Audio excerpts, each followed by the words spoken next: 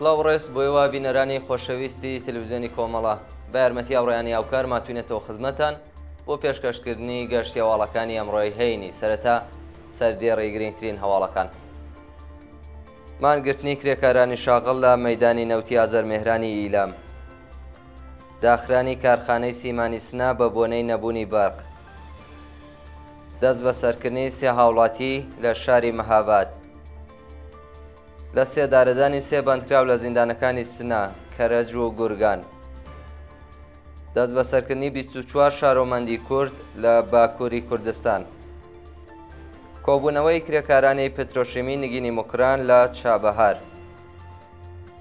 مانگرتنی پەرەسەران لە شارستانی ئێقلید، گیان لە دەستانی 5 کرێکاری معدەنی ئیسفەندەقە لە جیرۆفت و دادگایکردنی 4 ئەندامی کانونی سنفی فەرهەنگیان لە بوشێر.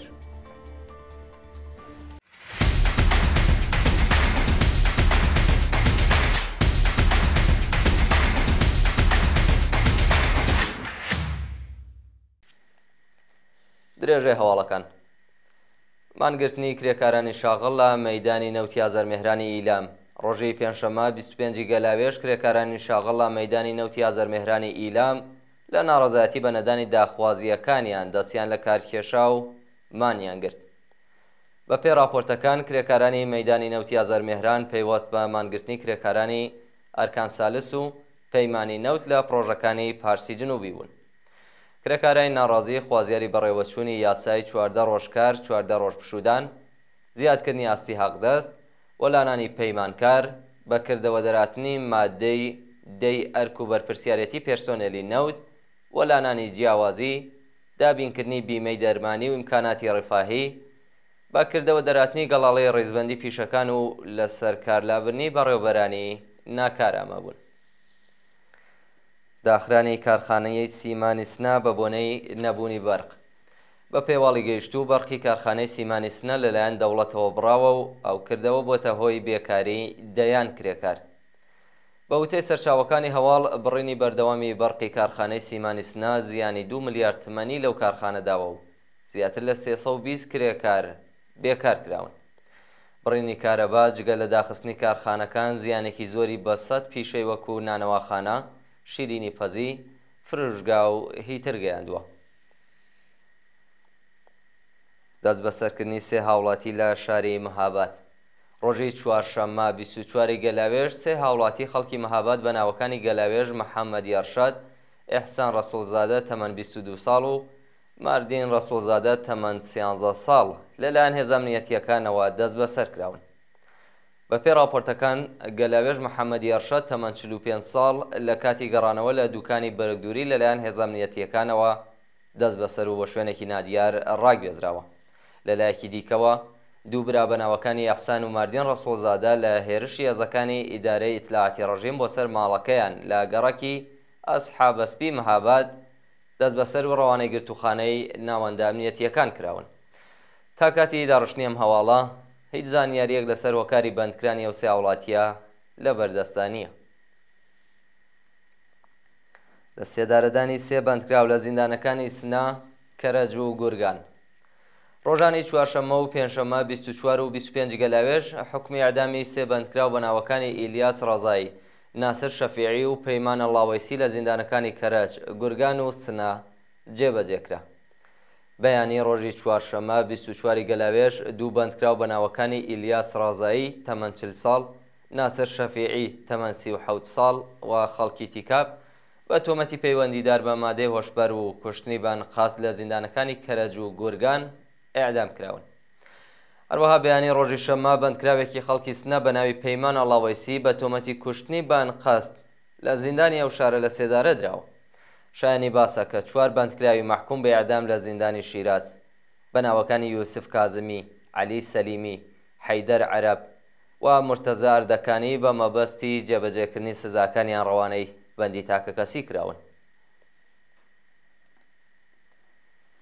دەست بە سەرکردنی 24 شارۆمەندی کورد لە باکووری کوردستان، بەیانی هەینی 26 گەلاوێژ هێزەکانی پۆلیسی تورکیا لە چەند شاری باکووری کوردستان 24 شارۆمەندیان دەست بەسەر کرد. بە پێی راپۆرتەکان 8 کەس لە شارەکانی قوسەر، نەسیبەین، دێرک و شەمرەخی سەر بە پارێزگای ماردین لە هێرشی پۆلیس بۆ سەر ماڵەکانیان دەست بەسەر کراون. لە شاری ئەرزەڕۆم 4 کەس، شاری ڕۆحات 4 کەس و شاری سمسوور 3 کەس بە تۆمەتی بێبنەمای تەبلیغ بۆ ڕێکخراوەی تێروریستی لەلایەن دەستگای میتەوە ڕەفێنراون. هەروەها 5 کەسی دیکەش دەست بەسەر کراون، بەڵام ڕوون نییە خەڵکی کام پارێزگایی باکووری کوردستانن. کۆبوونەوەی کرێکارانی پێترۆشیمی نگینی موکران لە چابەهار. ڕۆژی پێنجشەممە 25 گەلاوێژ کرێکارانی شاغڵا پێترۆشیمی نگینی موکرانی چابەهار لە ناڕەزایەتی بە نەدانی داخوازیەکانیان کۆبوونەوە. بە پێی زانیاریەکان کرێکارانی پێترۆشیمی نگینی موکران ماوەی 3 مانگە حەق دەست و مەزایایان وەرنەگرتووە و لە دۆخێکی سەختی معیشەتی دادەژین. بە وتەی کرێکارانی مانگرتوو چەند جار لە ئاست نەدانی داخوازیەکانیان ناڕەزایەتیان دەربڕیوە، بەڵام بەرپرسانی شیرکەت هیچ بایەخێکیان پێ نەداون. مانگرتنی پەرستاران لە شارستانی ئێقلیت. ڕۆژی پێنجشەممە 25 گەلاوێژ پەرستارانی شاغڵ لە نەخۆشخانەکانی شارستانی ئێقلیدی سەر بە پارێزگای فارس پەیوەست بە مانگرتنی سەراسەری پەرستارانی ئێران بوون.